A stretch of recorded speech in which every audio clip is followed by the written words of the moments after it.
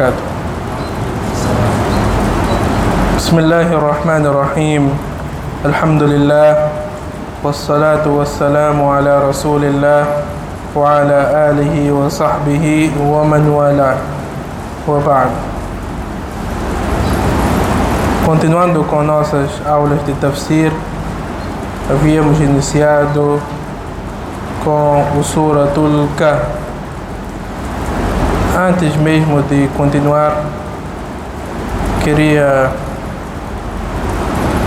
solicitar os responsáveis do masjid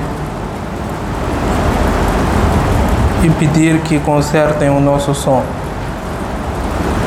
Não é digno para um masjid como o nosso termos um som pobre como este.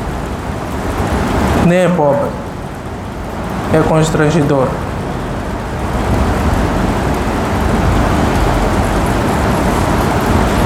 Os que estão presentes, dentre os responsáveis, peço para transmitirem aos superiores.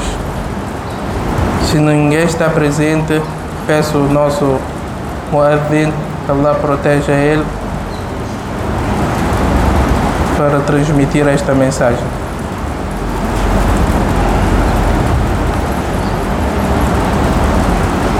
Precisamos de alguém para recitar.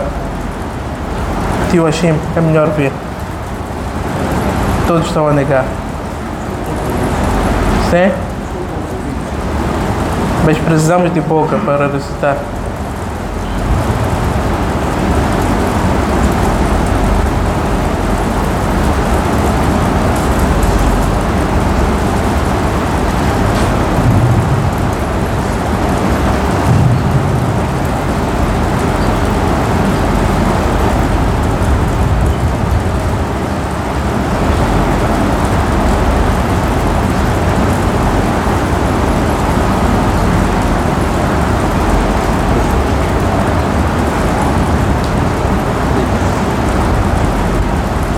Tem aqueles que dizem, se eu tivesse oportunidade, mostraria quem sou. Inshallah, será o tio Hashim hoje.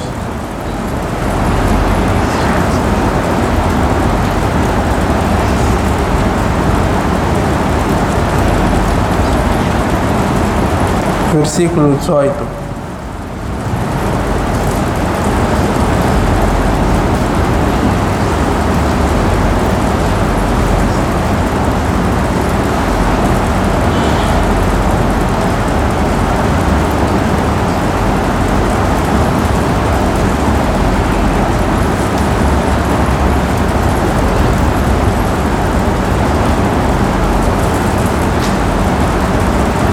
وتحسبهم أيقاظا وهم رقود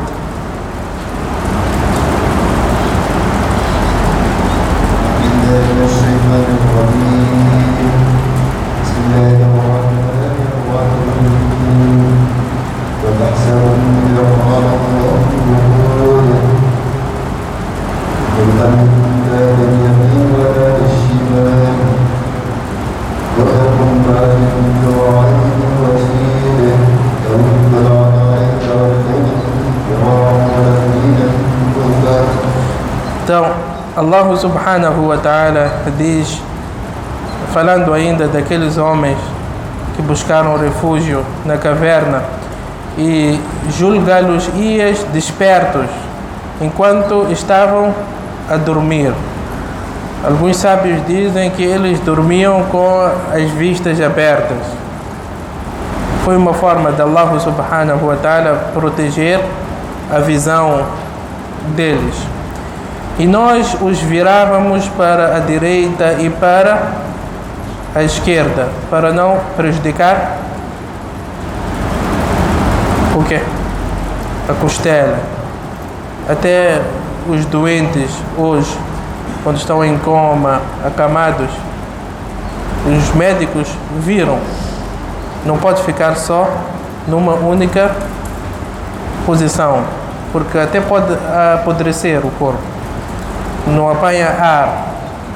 Enquanto seu cão estava estendido com as patas dianteiras a entrada da caverna. Tudo isso para proteger aqueles homens. O cão estava lá, também com os olhos abertos. Ninguém poderia aproximar. Se os tivesses visto, realmente terias fugido deles e terias sido tomado de medo. Allah diz para o Nabi sallallahu alaihi wasallam: se tivesses acesso a essa caverna onde estavam esses homens, então terias fugido deles e terias sido tomado de medo. Tudo isso foi uma forma de Allah subhanahu wa ta'ala proteger aqueles jovens.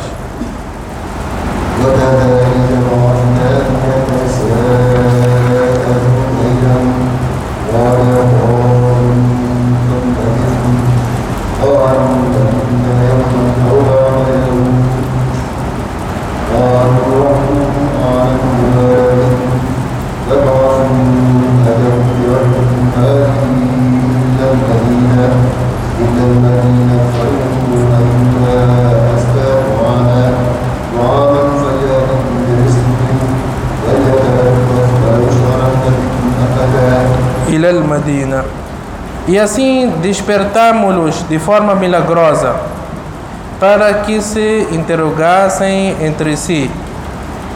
Um deles perguntou, esta conversa ocorreu entre eles: quanto tempo permanecestes adormecidos? Responderam: permanecemos um dia ou parte de um dia. Eles também não sabiam ao certo o que estava a suceder.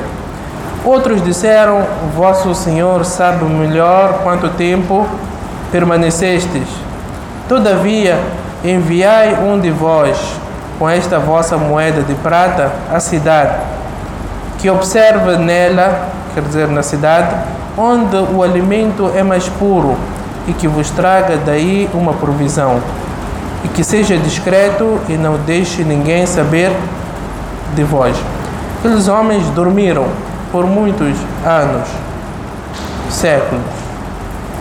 Portanto, quando despertaram, estavam com fome. Primeiro houve um diálogo entre eles: quanto tempo nós permanecemos cá? Uns disseram um dia, outros disseram parte de um dia. E depois tiveram necessidade de comer algo. Então selecionaram uma pessoa e entregaram a moeda que era usada na sua época, e disseram para esta pessoa: olha, siga em frente e procure para nós a comida mais pura. A comida mais pura, que os sábios dizem, aquela sobre a qual o nome de Allah subhanahu wa ta'ala foi mencionado.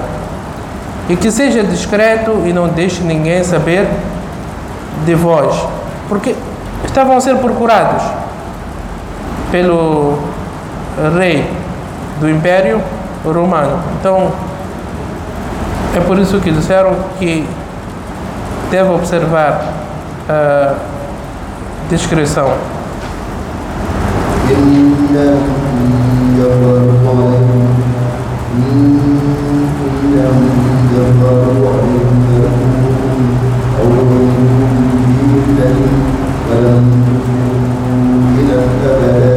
Porque se eles vos descobrirem que, ora, são esses que faltaram com respeito ao rei, apedrejar-vos-ão ou forçar-vos-ão a voltar à sua religião.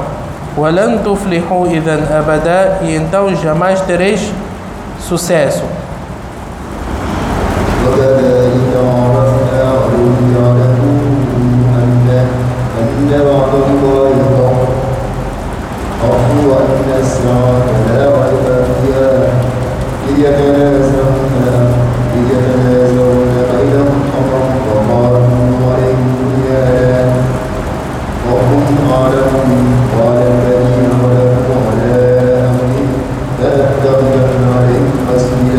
E assim fizemos o caso dele ser descoberto. Aquele homem, quando chegou com aquela moeda para comprar comida, logo foi questionado: de onde você trouxe este tesouro? Essa moeda só era usada no passado, então queremos saber. Onde é que está este tesouro que você descobriu? Então, nesta confusão, descobriram que, olha, esse faz parte de um daqueles jovens que buscaram refúgio na caverna. E assim fizemos o caso deles ser descoberto, para que soubessem que a promessa de Allah é verdadeira e que não há dúvida sobre a hora. Consta que naquela sociedade havia muito debate em torno da ressurreição, e havia muitos que alegavam que, olha, não existe ressurreição e não é possível. Então Allah subhanahu wa ta'ala fez aqueles homens despertar. Dormiram por séculos e depois despertaram. Quer dizer, este Allah que tem esta competência, esta habilidade de fazer esses jovens despertar, tem também a habilidade de ressuscitar após a morte, quando disputavam entre si sobre o assunto deles. Portanto, quando foram descobertos, eles passaram a santificar esses jovens. E esses jovens também sentiram uma estranheza quando ressuscitaram, porque, segundo uma interpretação, eles encontraram o cristianismo puro, que não adorava a Jesus. Mas quando ressuscitaram, encontraram o cristianismo também, mas todo ele deturpado. Então pediram a Allah subhanahu wa ta'ala para morrer, definitivamente, para morrer. Antes estavam apenas a dormir. Quando disputavam entre si sobre o assunto deles, então eles morreram. Disseram construir um edifício sobre eles, como forma de honrar. Seu Senhor os conhece melhor. Aqueles cuja opinião prevaleceu, quer dizer, as autoridades, disseram: construiremos uma casa de adoração sobre eles, como forma um monumento. Hoje muitos fazem. Mas aqui tem uma questão que nós temos que debater. Será que essas palavras indicam a permissibilidade de nós construirmos um masjid sobre um qabr? Porque existem muitos, ou não, que tem qabr em frente ou dentro do masjid. E aqui Allah subhanahu wa ta'ala diz que eles trocaram esta impressão, que olha, vamos construir uma casa de adoração sobre eles. Será que isso legitima a construção de um masjid sobre uma sepultura? Aqui os sábios dizem que esta é a tradição de judeus e cristãos, e esses homens eram cristãos. E é por isso que o Nabi sallallahu alaihi wasallam, quando Habiba e Maria, se não me engano, foram até a Abissínia e regressaram, disseram para o Nabi sallallahu alaihi wasallam que, olha, nós vimos uma igreja onde existia lá retratos. Então o Nabi sallallahu alaihi wasallam diz que este é o costume deles, de judeus e cristãos. La'natullahi alaihim ittakhadhu, que Allah amaldiçoa eles, tomaram como masjid o qabr de seus piedosos. O qabr de seus piedosos. Portanto, não há permissibilidade nenhuma de construir o masjid sobre uma sepultura.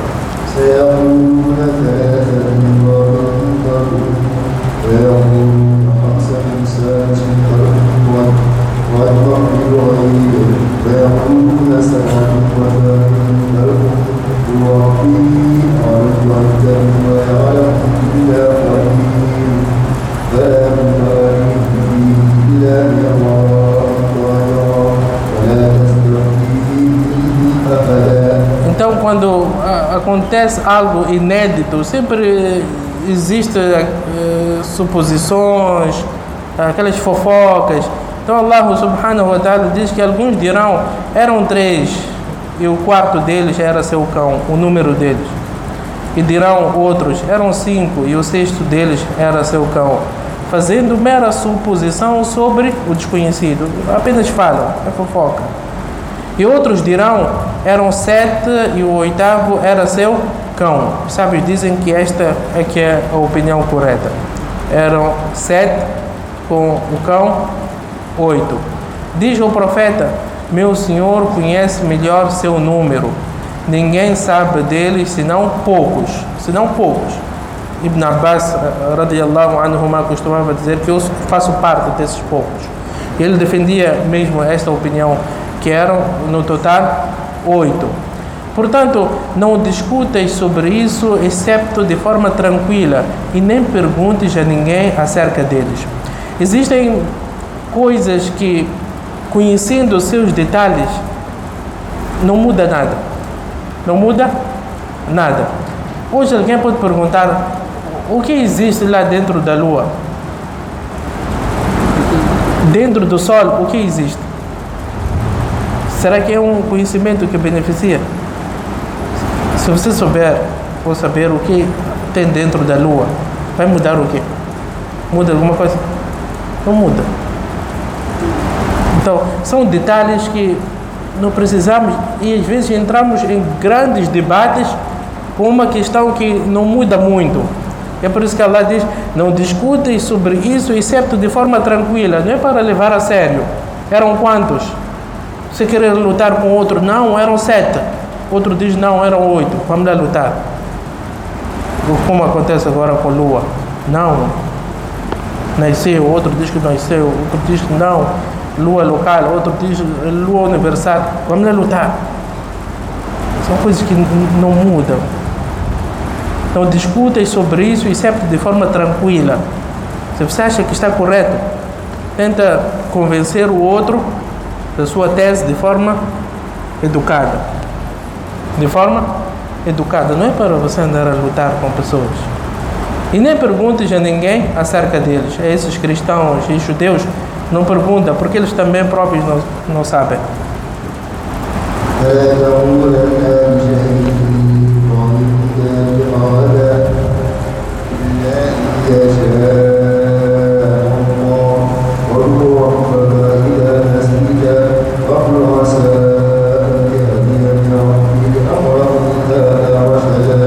E jamais diga acerca de algo que eu farei isso amanhã, sem que acrescente, se Allah assim quiser.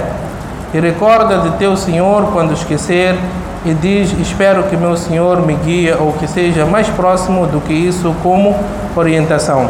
Havíamos falado no princípio que quando aqueles homens questionaram o Nabi sallallahu alaihi wasallam, ele prometeu responder sem dizer Insha'Allah.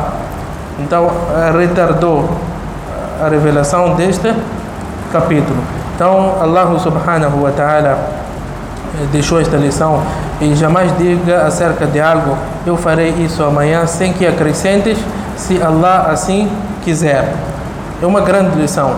E sucedeu também com Sulaiman alayhi salatu wassalam, que ele disse que, olha, hoje eu vou dormir com 70 ou 90 esposas minhas, e cada uma delas vai dar à luz a um bebê que se tornará um soldado de Allah. Um soldado de Allah. E não disse Insha'Allah. O que aconteceu? Ninguém deu à luz. Só um que veio com um nado morto. Um nado morto. Então, sem que acrescentes, se Allah assim quiser. E recorda de teu Senhor quando esquecer. O que quer dizer? Você fez uma promessa, esqueceu de dizer Insha'Allah. Já está na sua almofada. Olha, eu fiz aquela promessa, mas não disse Insha'Allah. Então diga naquela hora. Isso que significa وَذْكُرْ رَبَّكَ إِذَا نَسِيتَ. E diz, espero que meu Senhor me guie, ou que seja mais próximo do que isso como orientação. Quando são assuntos polêmicos, que é difícil chegar a uma certa conclusão, nós temos que buscar a orientação e ajuda de Allah subhanahu wa ta'ala. E é por isso que o Nabi sallallahu alaihi wasallam também pedia, ihdina lima ikhtulifa fihi min al-haqq bi'idhnik. O Allah guie-nos para aquilo que é é verdade. Houve muita divergência acerca deste assunto, mas nós buscamos a sua orientação. Já vamos terminar.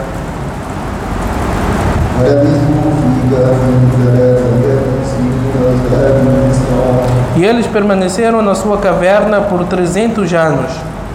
Subhanallah. Quantos séculos? 300 anos são quantos séculos? 3 séculos. E aumentaram 9. Alguns aumentaram 9. O que quer dizer? Dizem que 300 anos segundo o ano lunar e mais 9 anos segundo o ano, o calendário solar. Existe essa diferença.